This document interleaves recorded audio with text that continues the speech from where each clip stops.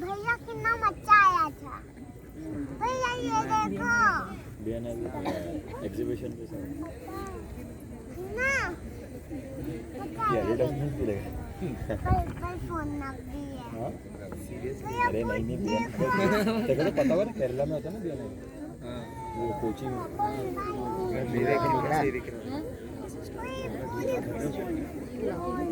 Clouds mart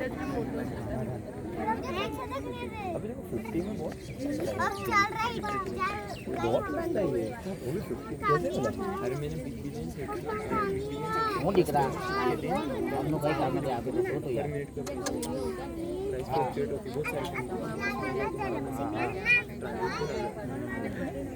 अच्छा है 15 कौन सा 15 लाइट दिया बहुत फास्ट है शुरुआत में तो आप कपड़ा पकड़ो तो थोड़ी देर में बारिश में क्या फालतू इंडिया बांग्लादेश तो गया नहीं बट वो गया ना कौन सा हो गया पूरी खेली भी है जो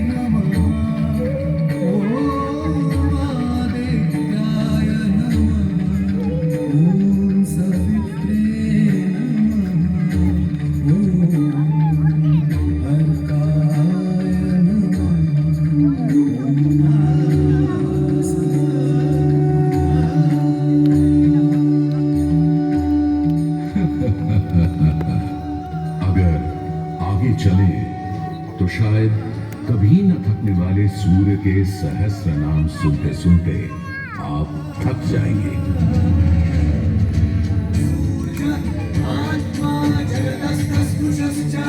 हमारी सभ्यता के सबसे पुराने और आधारभूत ग्रंथ ऋग्वेद के पहले मंडल में ही सूर्य का बखान करती हैं ऋचाएं, और सूर्य से मिली अग्नि से ही शुरू होती है ऋग्वेद की पहली ऋचा अग्नि, जो सूर्य के प्रकाश और ऊष्मा में थी।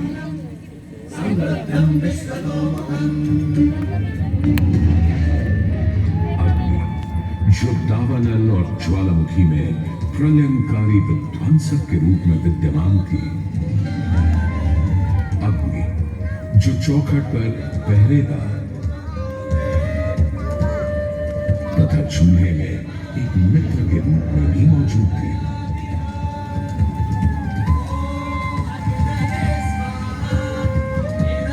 तभी तो भारत ही नहीं, पुरातन मिस्र में रा, दक्षिण अमेरिका में इंती, अफ्रीका में लीजा, फारस में अगी, चीन में झुराम, जापान में काबुत्सूची और कोजन, तुर्की में अलाज, यूनान में हेफेस्टोस हेलिकोस और रोमनों में वाल्कैन और फीबस जैसे पौराणिक अग्नि स्वरूप देवों की कल्पना विद्यमान है।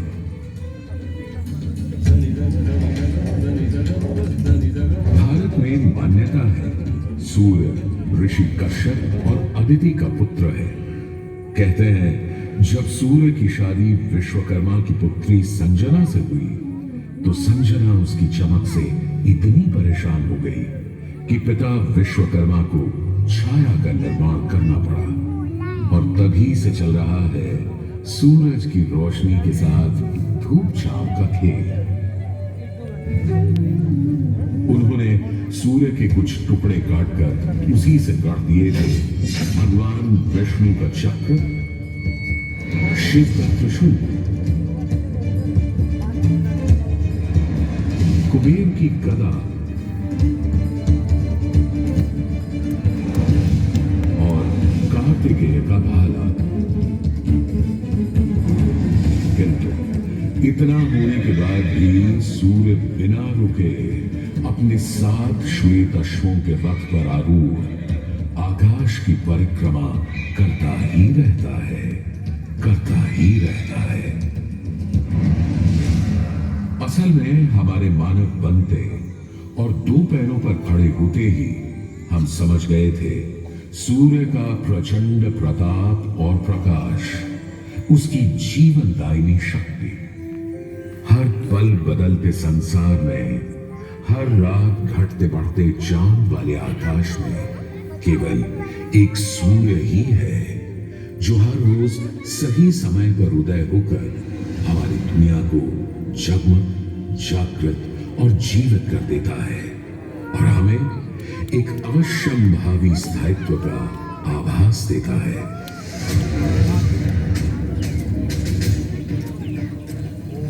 सूर्य से ही तो हमारी फसलें, फल, पक हमें भोजन देते हैं। सूर्य से ही तो हमें बादल और बारिश मिलती है। और सर्दियों में सूर्य जरा रूठा तो जीना दुखद हो जाता है।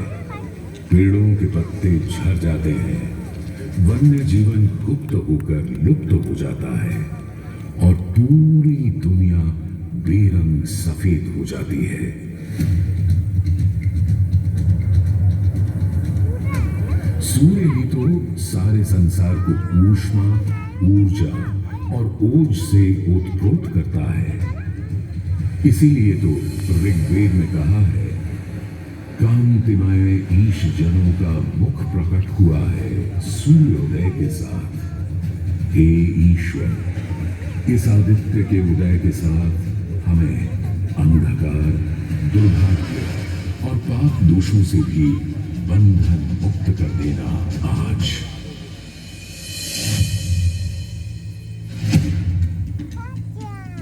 और अगर ग्रहण के समय सूर्य कुछ क्षणों को लुप्त हो जाए तो सारे संसार में हाहाकार मच जाता है।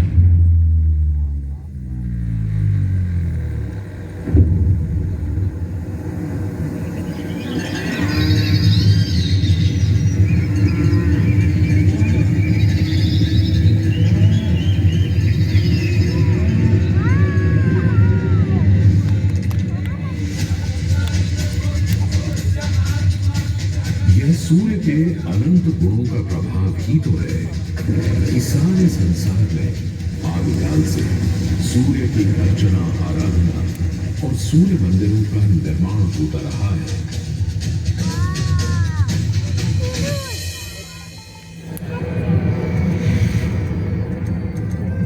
दक्षिण अमेरिका के इंका काल के सूर्य उपासना स्तूप, मिस्र के रामसेस मंदिर परिसर में स्थित सूर्य मंदिर,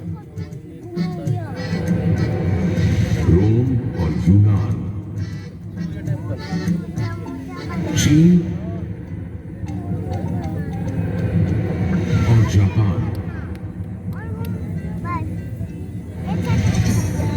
मेसोपोटामिया और ईरान के सूर्य मंदिर और भी दुनिया भर में न जाने कितनी सभ्यताओं ने अपनी अपनी तरह की सूर्य उपासना और मंदिर परिसर देखे हैं।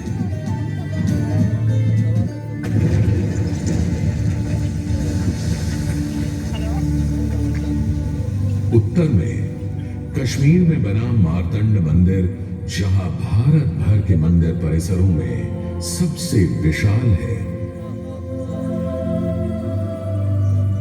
तो पूर्व में ओडिशा का कोणार्क मंदिर सबसे वैभवशाली, पूर्वोत्तर में असम और मणिपुर के सुंदर सूर्य मंदिर देखते बनते हैं, तो दक्षिण में तमिलनाडु, केरल, कर्नाटक आदि के सूर्य मंडप अपनी अलग छटा रखते हैं। उधर उत्तराखंड, उत्तर प्रदेश, बिहार, मध्य प्रदेश, हरियाणा और हिमाचल में भी सूर्य मंदिरों की हार माला सी बनी है।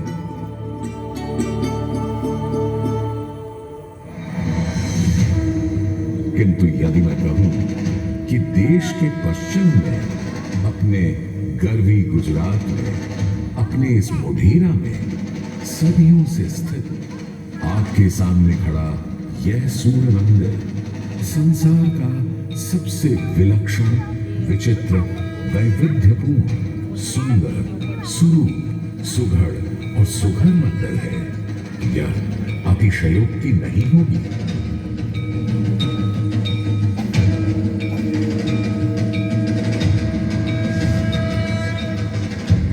11वीं सदी में चालुक्य घराने के सूर्यवंशी सोलंकी सम्राट भीमदेव प्रथम ने तो यहां एक चमत्कार ही कर दिखाया। सम्राट भीमदेव प्रथम एक बड़े वीर और प्रतापी राजा थे। एक तरफ उन्होंने सोमनाथ का मंदिर तोड़ने वाले महमूद गजनवी से टक्कर ली और उसके तोड़े सोमनाथ को दोबारा से खड़ा किया, तो वहीं पूरे गुजरात में तमाम नए किले, मंदिर, तालाब और वाव बनवाए। उनके अद्भुत शिल्प प्रेम के आज तक साक्षी हैं सिद्धपुर का रुद्रमहालय, पाटन का सहस्त्रलिंग तालाब, आबू और देलवाड़ा के मंदिर। वहीं उनकी प्रिय पत्नी रानी उदयमती ने बनवाई थी रानी की वाव।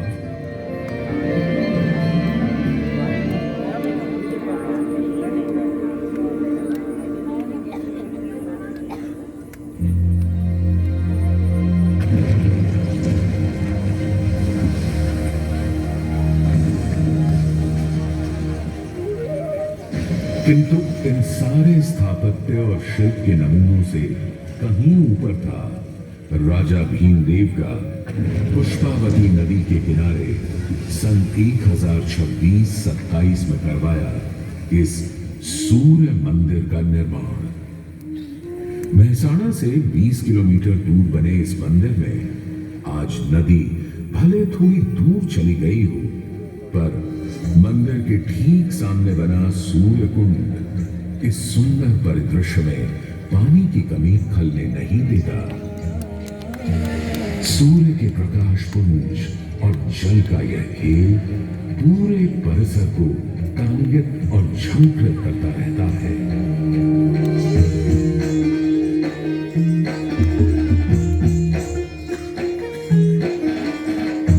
मंदिर के ठीक सामने बने विशाल कुंड में 108 छोटे बड़े मंदिर और उनमें रखी विविध देवी देवताओं की मूर्तियां इस मंदिर को एक अलग खास चरित्र दे देती हैं। इसका एक और नाम है रामकुंड, और क्यों ना हो, जबकि यहाँ विस्तृत धर्मारण्य वन क्षेत्र में ही श्री राम ने मोढेरक का निर्माण करवाया था। इस कुंड के पानी में मंदिर इस तरह प्रतिबिंबित होता है कि लगता है मानो अग्नि और जल घुल मिलकर कोई खेल खेल रहे हों।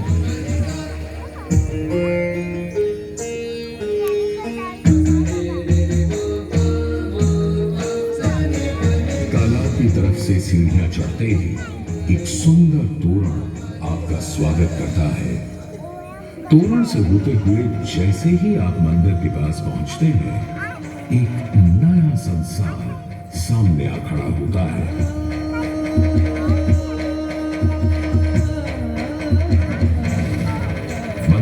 के सभा मंडप की सोपान पर बने 12 खंबे साल के 12 मास दिखाते हैं, तो 12 आदित्य और 12 गौरी भी यहाँ पत्थर पर उकेरी गई है।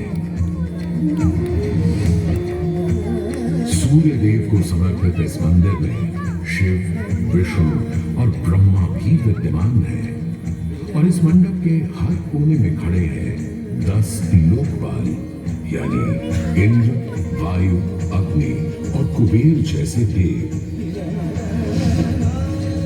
आज भी हजारों तीर्थयात्री यहाँ उत्तरार्ध महोत्सव मनाने और सूर्य को प्रणाम करने आते हैं।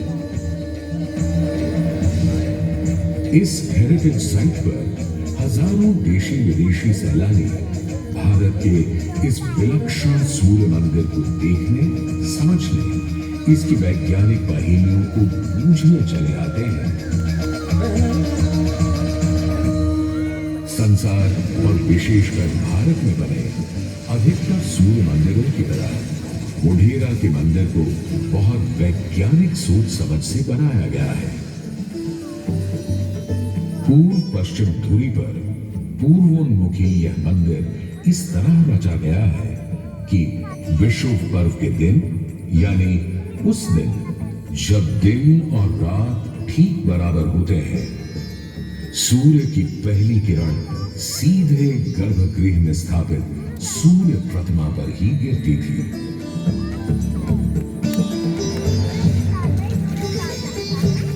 आज हमने सूर्य की कृपा को एक अलग तरह से भी बटोरना, सहेजना और संभालना शुरू कर दिया है, सोलर पावर या सौर ऊर्जा के रूप में।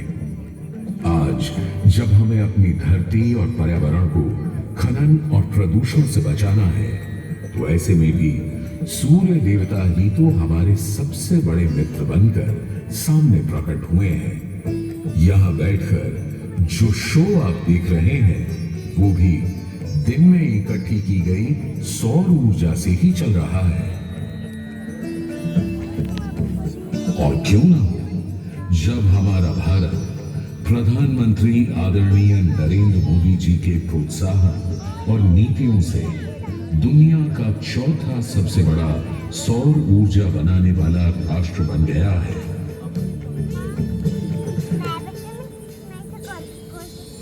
गुजरात देश का पहला राज्य है जिसने सौर ऊर्जा को ध्यान में रखते हुए नीतियां बनाई, निर्णय लिए। हमने नहरों तक पर सोलर पैनल लगा दिए और जिसकी चर्चा विदेशों में तक में हुई।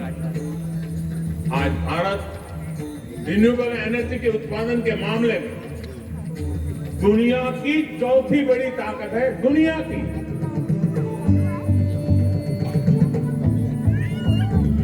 आज भले ही इस मंदिर से सूर्य की मूर्ति हट गई हो, पर सूर्य ने अपनी कृपा दृष्टि कभी हमारे संसार से नहीं हटाई।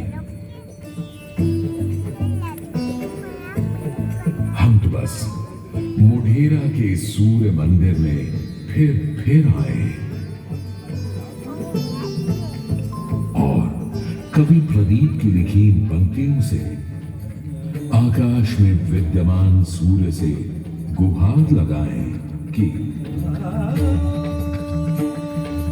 जगत भर की जिंदगी के लिए, करोड़ों की रोशनी के लिए सूरज रे जलते रहना, सूरज रे चलते रहना।